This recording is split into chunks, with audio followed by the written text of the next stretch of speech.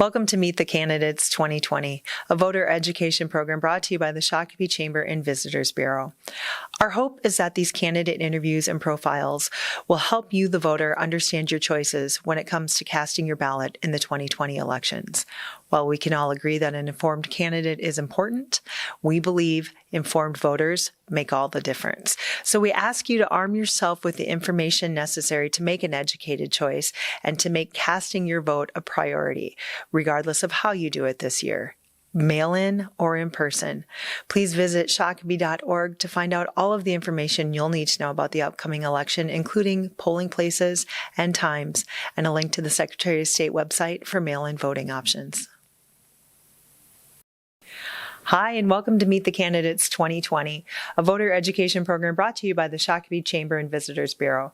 My name is Angie Whitcomb, and I'm joined today by Scott County Commissioner Barb Weckman Brekke, who is seeking re-election in this November. Barb, thanks so much for joining us today. We appreciate it. Thanks for having me, Angie. My pleasure. Well, why don't you tell the viewers at home a little bit about yourself? Thank you.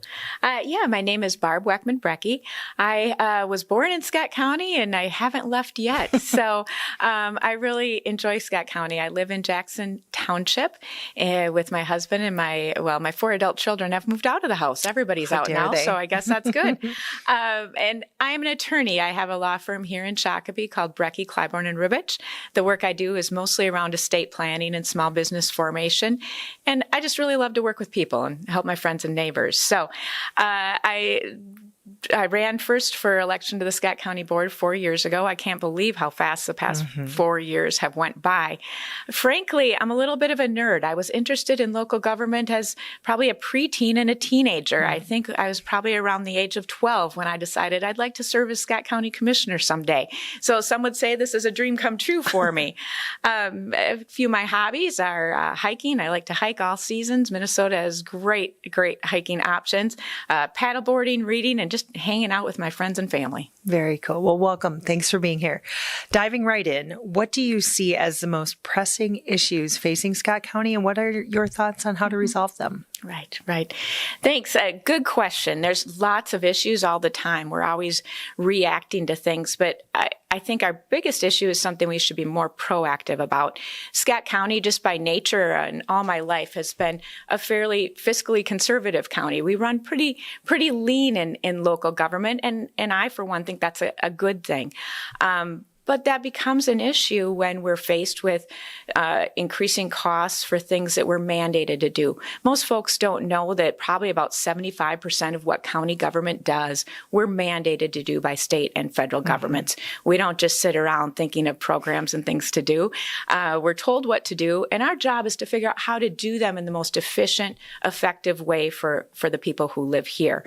I think the most pressing issue is for us to really figure out how to change what's happening, because if we have more people who need to go to jail, more people calling 911, more people needing to go through our county attorney's office, more children needing to be protected or adults being protected from abusive environments, we have to do those things, and it's pretty hard to control spending and keep the tax levy down. We need to figure out what we can do as county government, along with families, businesses, faith communities, and other organizations, how to change some of that trajectory. I tell folks all the time, we can decrease their county taxes a ton if we can just keep our kids, our friends, our neighbors, whoever they are, out of jail, out of court, in need of child protective services. That's all great. We can put a lot more money into library and parks then. So we need to figure out how to reach people before these things happen, make sure they have the resources and community support to not end up in that situation. Because if they do, as taxpayers, based on what we can do here in Scott County, we need to address that. Yeah. So I think that's our biggest issue, is changing that trajectory for folks who live here, making sure they don't need the county. We'd like to work ourselves out of a job. That'd be great, wouldn't it? So you've sort of led right into this next question. Do you believe that the county should make any changes to its allocation of resources as it relates to policing or mental health services? Good question, and obviously a hot topic right now for a lot of levels of government. Frankly, I don't believe we should make any changes to our allocation of resources to law enforcement or mental health services. I would like to point out, though, a couple of things that we really should be proud of here in Scott County that we're ahead of the ball on. First of all, our law enforcement in the Sheriff's Department, the Scott County Sheriff's Department, but also in almost all of our city police departments, our officers and staff have all received extensive training in working with folks who are having mental illness crises and mental health crises. They've learned tactics to help make that. It's really not an enforcement situation. It's a community support, community response situation. In addition, during the last few years, Scott County has moved our crisis response for mental health issues. It used to be a joint team with Carver County, and about 3 years ago, we decided we wanted to have our own program here, keep control of our own funding that we get from the state, supplement that with some levy funding, and we have a crisis response team here in Scott County available to folks 24 hours a day, 7 days a week. Now, people can call that team directly, or sometimes that team gets engaged through 911 dispatch. Mm-hmm. Sometimes those mental health workers go out with law enforcement. Often, our sheriff tells us, most of the time they go out without law enforcement. It's an appropriate response to the situation. That's the type of thing we already are doing. That's the type of thing that I think makes sense to us as taxpayers, as parents, as friends and neighbors. Police don't want to go to situations where they're not needed or they're not best suited. So I think we have a good system in place. We're continuing to look at our crisis response team and make sure that they have the tools they need, that they're linking with our mental health center and our private mental health practitioners, and allow law enforcement to do the job that really they train for and they want to do. So, long answer to a short question. No, I don't think we need to make any changes to allocations. I need to think we need to keep doing what we're doing and always improving upon it. Thank you. Speaking of doing what you should be doing, what do you see as the responsibilities of Scott County as it relates to COVID-19? Yeah, it's been an interesting 6 or 7 months here. Mm-hmm. First of all, Scott County, our first duty was to continue delivering those services in a way that keeps our staff, employees, and our customers safe. We really weren't able to shut down the jail or 911 dispatch or some of our court hearings, or for that matter, child protection or building inspections. There's things that needed to happen no matter what. So I can't take credit for this as an elected official. This is really our leadership and our staff. They worked hard and fast to put in place ways to continue to deliver those services and keep people safe. So that was our first job. And I think we've learned some things from it. There's some things we've learned during this pandemic crisis that we'll continue to do. For example, out at our household hazardous waste facility, people now need to make appointments. People didn't like that at first, but now I've just been hearing a lot of good things from folks who make their appointments to drop off their hazardous waste. They're in and out in literally minutes. No waiting in line, no wondering if it's open. Some really good things are happening. Mm-hmm. Curbside pickup at the library. Lots of folks, more folks are getting books and using the library than before. After that initial response, of course, with COVID, the county also has a responsibility for public health. And our public health department has been working just tirelessly over the past 7 months. First of all, they worked hard to support nursing homes, long-term care facilities, and working with the hospitals here to make sure there was enough PPE, to make sure that if the county could provide support, we did. Since then, we've developed testing. There's been testing weekly in each of our communities, if not more often, administered by our public health staff and nurses. And finally, public health staff over the past several months has worked hard with businesses to help them prepare their plans, make sure that they could open safely, because that's our goal. And I think some people at first thought public health getting involved was a bad thing, but with my conversation with some of our businesses and some of our even entertainment businesses who are now open, is that public health was able to help them open in a way where they are in compliance with laws and guidelines and keeping people safe. So that's the kind of thing that the county's role was. Nobody's mandated to use those services, but we're here to help keep everyday life going on. It's important. So there's 7 cities in Scott County. What is the relationship between the county and the individual cities within, and what will you do to continue to build upon and strengthen these relationships? I'm probably the right commissioner to talk about this question. Just to give a little context, District 1, which I represent, includes the cities of New Prague, at least the Scott County portion of it, Jordan, Belle Plaine, Precinct 5 of Shakopee, and then also 7 townships. So I have 11 jurisdictions I'm working with. If you can imagine, not all those jurisdictions and the people in them think the same ways or want me to do the same things. So it's a lot of fun. Since I've been elected, I've been meeting probably quarterly with the mayors and city administrators of each of Jordan, New Prague, and Belle Plaine. Commissioner Beard and Commissioner Beer and I all kind of share Shakopee, so it hasn't been quite as often.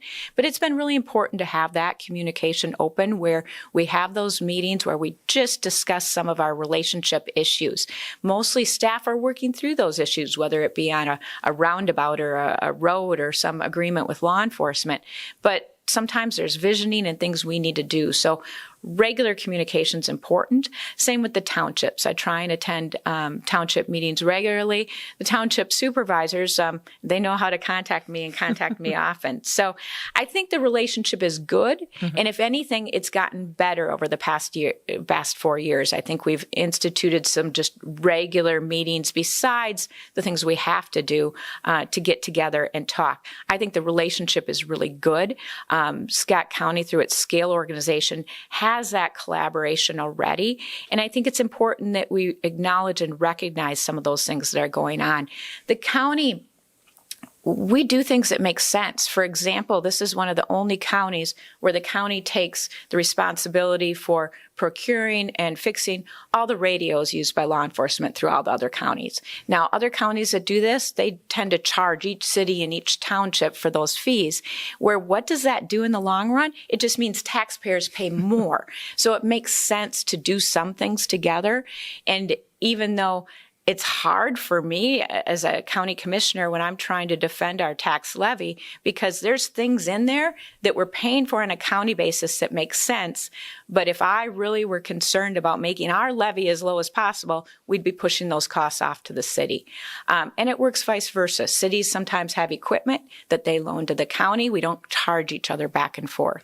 So frankly, I think the relationship is really good and better than we even recognize. We just need to keep that up. We need to help people understand that. And we need to continue to look for ways to partner and do what makes sense and saves money.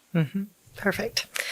So, Commissioner, as the Shakopee Chamber of Commerce, we are unapologetically pro-Shakopee and unapologetically pro-business.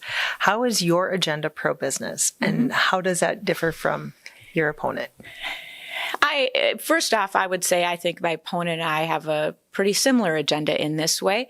And I don't even want to call it agenda, my views on local government tend to be pro-business in general because government should be fairly limited. We're doing what we need to do, what we have to do, and that keeps the tax levy low. That's important to businesses. My theory and belief is if the private sector can do it and do it well, it should be doing it. Government shouldn't be doing things that the private sector can do and do well. Government's here for those public goods, things that we don't have it in our self-interest to do singly. I'm not going to build a road if I don't need to use it. I'm not going to put in a sewer line if I don't need to use it, things like that. And then third, I think the county's role is to provide infrastructure. And that infrastructure in the terms of roads and bridges and municipal water and sewer, things like that, broadband, are what's important to businesses, what's going to help them continue to grow and develop and be vital. And then finally, those community indicators. We want businesses to come here, stay here, and grow here because this is a great place to live and do business, not because we're writing a check or something like that. In order for businesses to really thrive here, we need a low crime rate. We need well-educated children and citizens. We need this to be a good place to live. And those are the types of things that the county can work to change the dial on, move the dial, and just make it a good place to live. We want businesses to come here voluntarily because they want to be here because it's the best place. Great answer. So in the time we have left, I would love for you to take a look at the camera and tell the voters at home why you would like their vote on November 3rd or before. Yeah, good point. If you do want to vote earlier, there's several opportunities for that. None of them new, things that have been in place in Minnesota and Scott County for some time. So check that out. My name is Barb Weckman Brekke. I truly care about Scott County. It's where I was born, where I've lived, and I probably should go buy my cemetery plot. I want this to be the place that my kids come to and raise their families in and grow their businesses in. It's personal, but I care about my friends and neighbors too. I want to continue contributing to this being a safe, healthy, and livable community. So I'd appreciate your vote for Scott County Commissioner for District 1. Great. Commissioner Weckman Brekke, thank you for joining us today. And thank you for watching this episode of Meet the Candidates 2020. Thank you for watching Meet the Candidates 2020, a voter education program brought to you by the Shakopee Chamber and Visitors Bureau. Please visit our website at shakopee.org for all of the information you'll need to know leading up to the November 3rd election.